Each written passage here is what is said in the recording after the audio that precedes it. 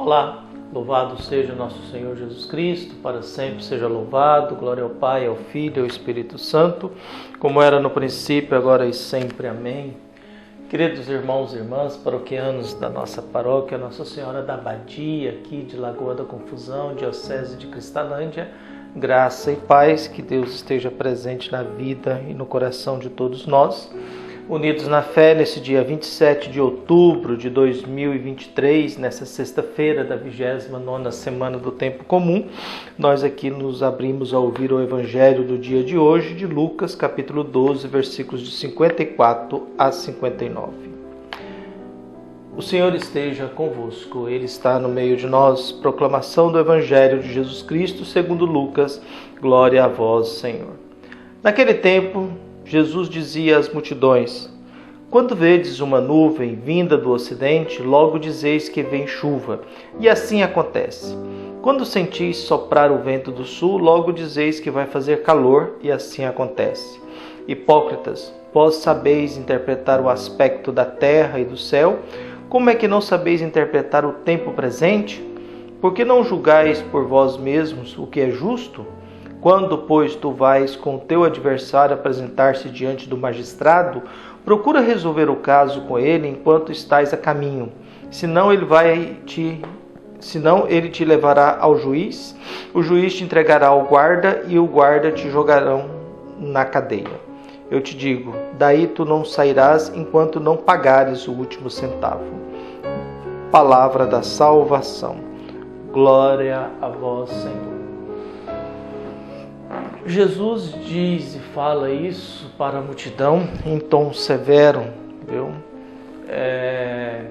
Na realidade, Jesus agora entra numa fase de uma certa exigência para com a multidão e depois para com os discípulos a respeito do reconhecimento de quem Ele é.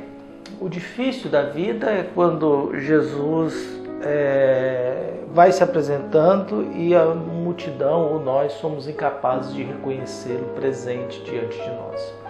Quando nós não somos capazes de percebê-lo, quando não somos capazes de acolhê-lo, quando não somos capazes de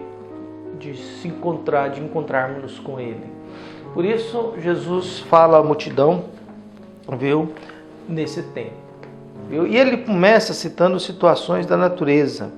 Viu? Quando vedes uma nuvem vindo do ocidente, logo dizeis que vai fazer chuva. E vem.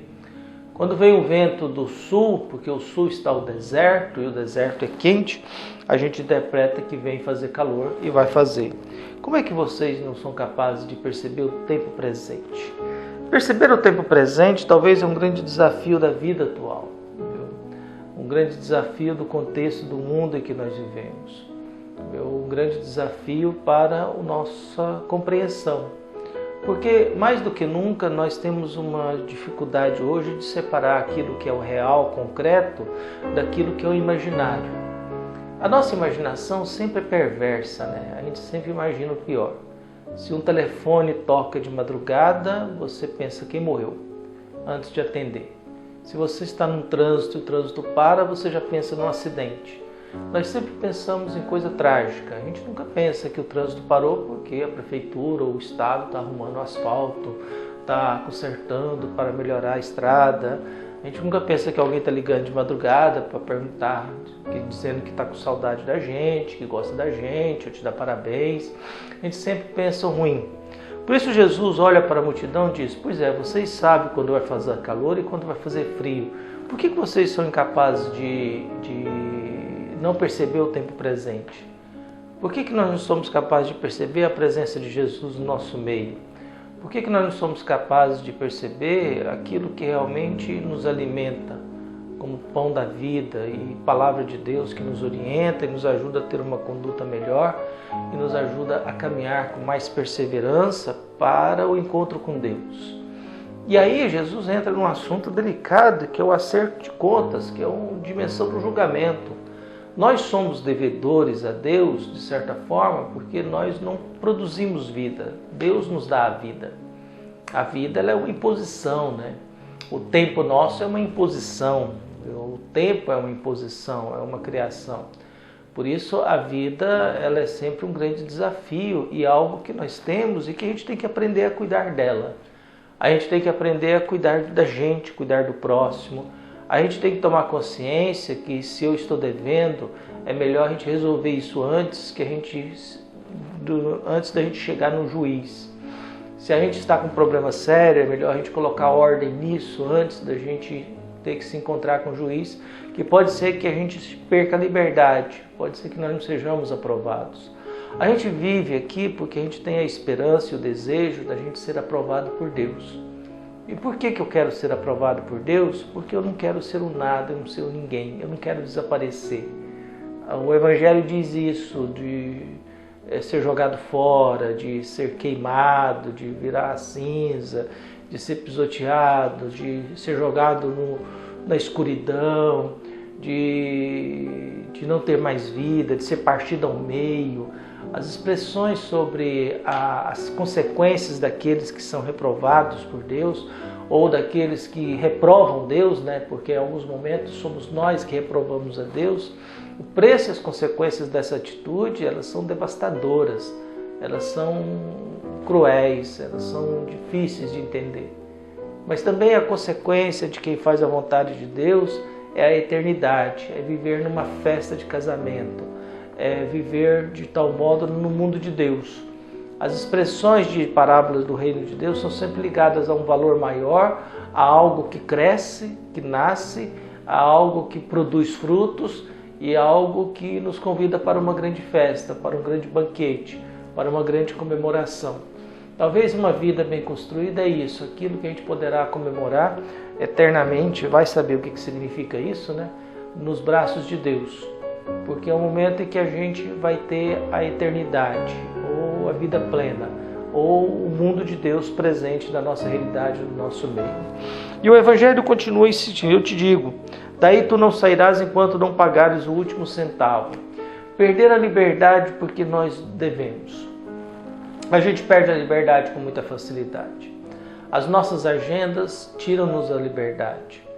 Há um problema sério de que há padres no mundo de hoje que vivem tão tensos e tão sobrecarregados como se estivessem num campo de concentração. Ou pior ainda, estivessem num campo de batalha, num campo de guerra. Há agendas e tantos compromissos e há adolescentes que têm uma agenda muito mais pesada e cansativa do que de grandes empresários no mundo em que nós vivemos. Por isso, o grande busca nossa acaba sendo isso. Eu quero fazer as pazes com a minha história. A gente tem a mania de ficar brigando com o passado. A gente tem o costume errado, errôneo, equivocado, da gente ficar julgando o nosso passado com a cabeça de hoje, com a nossa mentalidade de hoje. Não, eu tenho que ser justo comigo mesmo. Ser justo comigo mesmo é olhar o que eu fiz com 10 anos e dizer, eu tinha 10 anos. É olhar o que eu fiz com 20 anos e dizer, eu tinha 20 anos. É olhar o que eu fiz com 30 e dizer, eu tinha 30 anos.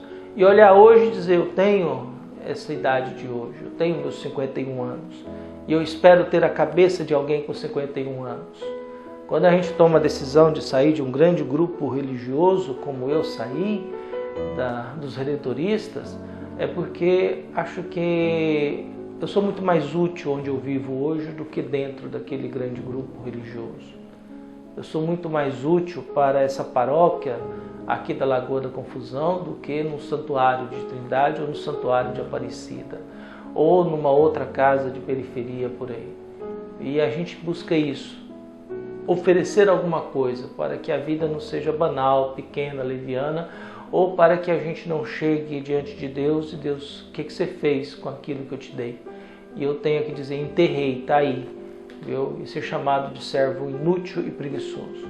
Que Deus abençoe a todos nós, que nós sejamos perseverantes e compreendamos o tempo presente.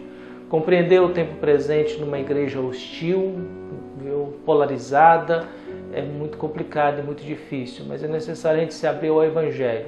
E abrir-se ao Evangelho e dizer, a minha fonte de fé e a razão de eu ser cristão está na Eucaristia, está na Palavra de Deus. Por isso a missão de cada um de nós é falar das coisas de Deus no mundo presente que nós vivemos. Um abraço e até mais.